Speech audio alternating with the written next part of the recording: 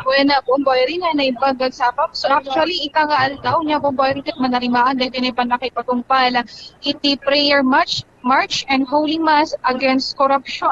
So dahil ngay kat inorganisa kung idadaulwan dahil ito na dumado mga diocesans when inatendaran iti na dumado mga diocesans sa school manipod iti bagyo na Benguet. So sa alang schools dahil ito na nakipasat niya Bomboy rin adupay dahil ito na dumado mga organizations mo lang na nakita tayo manipod iti Catholic Church nga nakipasit iti nasa unga dito na prayer march and a holy mass. So, nagpaiso dito kinanam kasi tatay alas 7:30 pagturong tayo dito na area dito na Baguio Convention Center niya bang ring adun nga dagos dagito na participants nga nakipasit iti nasa unga parada. So, aging gaita niya bang ring kat manarimaan pa lang dito na parada and then after dito na parada ngay kat mapasamak iti holy mass iti Baguio Cathedral of Our Lady of the Atonement. So, tagbalin nga presider dito, may kat ni Most Reverend Rafael T. Cruz, Bishop iti Ciudad iti Baguio. So, padasan tayo man nga makipatang dito na may isa kada dito na participants iti nasa unga parada. So, good morning ma'am. Ma'am, abal nga makiuman kami kanga from Bombo Radio Baguio po. So, ano po yung gusto po nating panuwagan ngayon dito pa sa pakikiparticipate natin dito sa prayer march on the Holy Mass po natin? Ako bilang isang ina, isang babae ay naniniwala na deserve nating mga Pilipino na magkaroon ng isang matapat na pamamahala sa gobyerno. Sumasama ako sa rally na ito bilang pagpapahayag na kaya nating baguhin ng sama-sama ang isang magandang pamahalaan na walang korupsyon.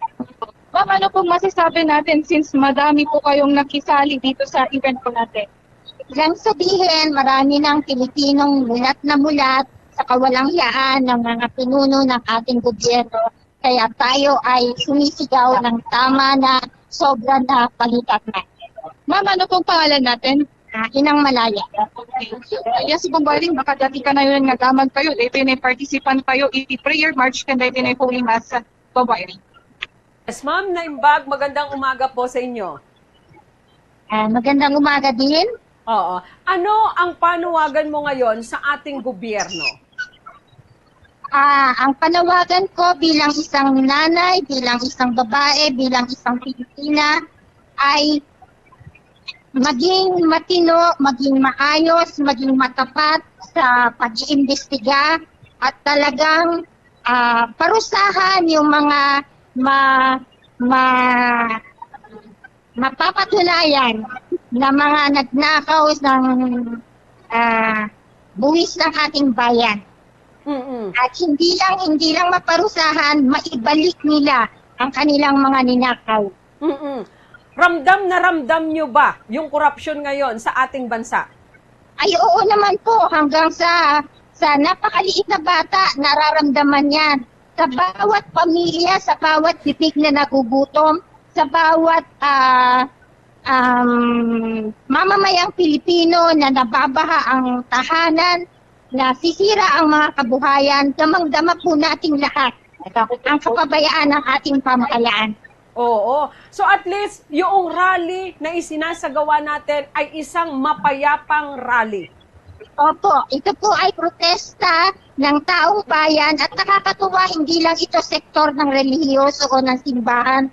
Sinamahan din po ito ng mga kabataan na binubuo ng mga mag-aaral sa elementarya, sa high school at sa kolehiyo, lalo na ng St. Louis University. Oo, sana maramdaman ng ating mga namumuno sa ating bansa yung ating isinasagawang rally.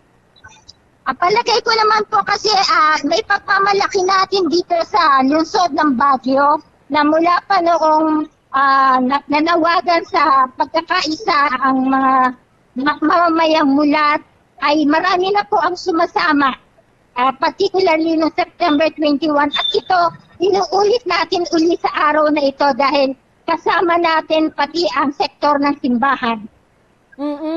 Ano po ang gusto nyong iparating naman doon sa ating mga kababayan, lalong-lalo na sa isang katulad nyong isang ina? Gusto ko lang po sabihin sa bawat nakikinig na mamamayang Pilipino, mamulat na po tayo. Wag na po tayo magbulag-bulagan sa ginagawa sa ating pang-aapi at pagnanakaw ng mga nasa pamahalaan. Mag-ingay po tayo para po makamtan natin ang pagbabago. Ma'am, maraming salamat ha sa oras na binigay mo sa Bombo Radio. Maraming salamat. So, daytan niya Bombo Erin. So, actually, niya inang bayan, ni kat nakasuot so na nakakawis iti purely white, kadadain na lang iti nakasurat na daytin ay kahit na mayat kas, nasapil ako matamay ibsan or maisapil nga daytin ay korupsyon na dito na ipagilian nga Pilipinas. Actually, may ilasinan tayo niya inang bayan, ni kat may samot lang so na aktibo na makipar-participate kada dito na duma-duma nga rally. Dito na siya dito ibagi kasi na imatangan tayo matang iti presensya na hindi na palpalabas mutlaan nga rally iti September 21 inya Bombo Erin. Kaya na malaking iti dayta nakita tayo matang iti presensya ni Councilor Edison Digo nga nakisali dito na yung tinasaw na prayer rally Bombo Erin. So dito pa lang iti update.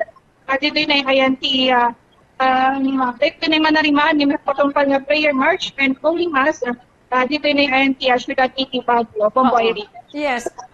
Dito Tata Convention Center, adada ditaya. Ang daming sumali. Parang mga nakasuot sila ng mga puti. White, yes. Yes, motif na yan eh. When Bombo Erin, so segunda iti na Para sa kapayapaan.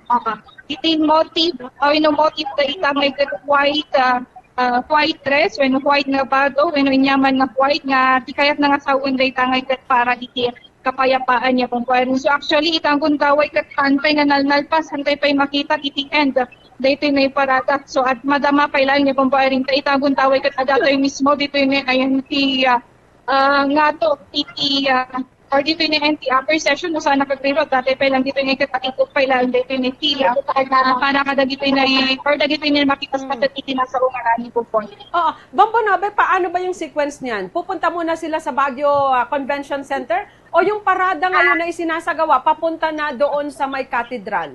Papunta na sa katedral para sa isang misa. Oo. Pagkatapos po nung misa, ano na po yung magaganap? Uwian na? Depende po kung ano ihahayag nila mamaya, i-anunsyo nila whatever. Okay, yes ma'am. So marami pong salamat. Bombo Nobe. Okay, yes, sir, Bombo Erin. So, quick note lang nga pa kasi dito ni mayat mo iti sequence na niya Bombo Erin, mayat mo iti flow. Dito ni parada kasi makita tayo mo iti dito na kamang iti kapulisan tayo, iti traffic enforcement unit nga may sasuka na mangimanmando.